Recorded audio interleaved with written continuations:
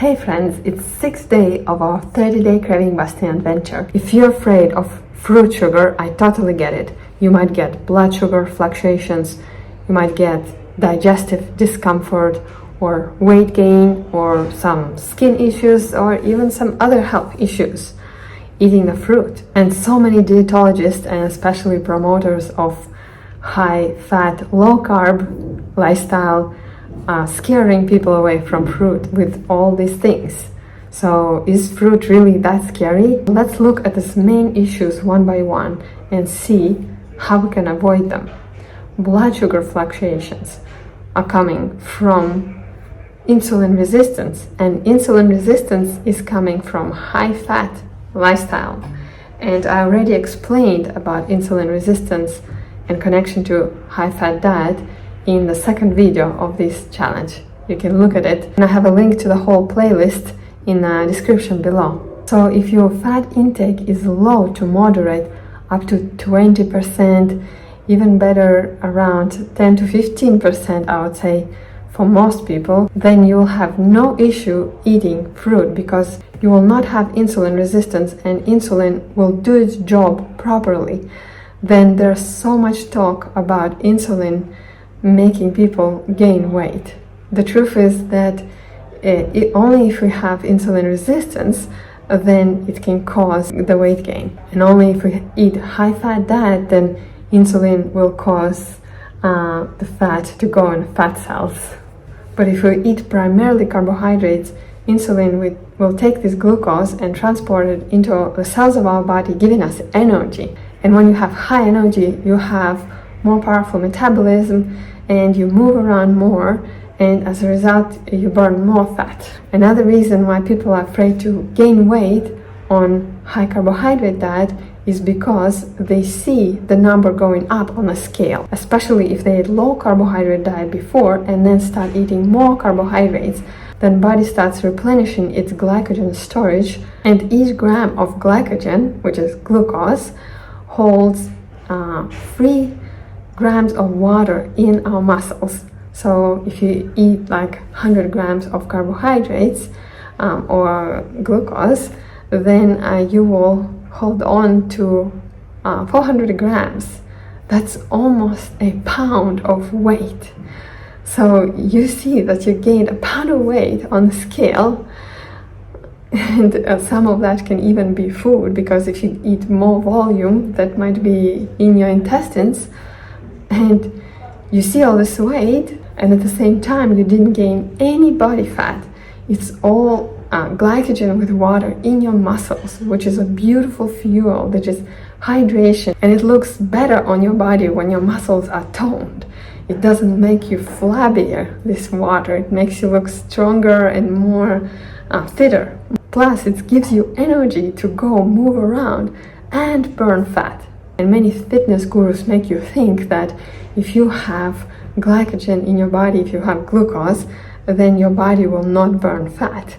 It's true to a degree, and at the same time, if your body feels good and you eat high fiber, high water fruit, for example, or whole carbohydrates, then your body will feel full on less calories, and then, for example, in the morning or in the evening, then your body starts running out of carbohydrates, and you still go and do some activity because you just feel so good.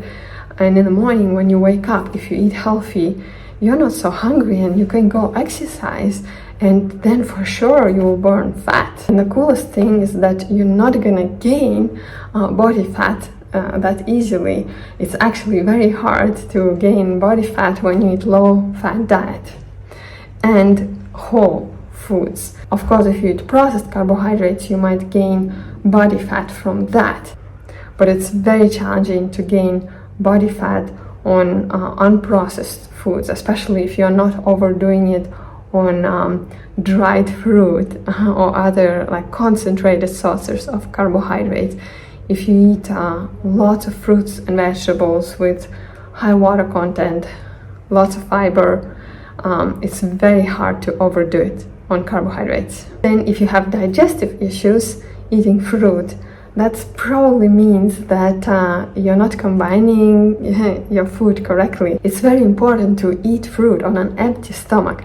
If you eat fruit on top of some heavier foods like cooked foods or high-fat foods, then the fruit will sit in the stomach for too long and starts fermenting, and this causes discomfort, some gas, maybe even bacterial overgrowth in small intestine, and it's not fun. Also, eating fruit together with high-fat foods can cause blood sugar fluctuations because of the fat interfering with absorption of glucose in the cells of the body.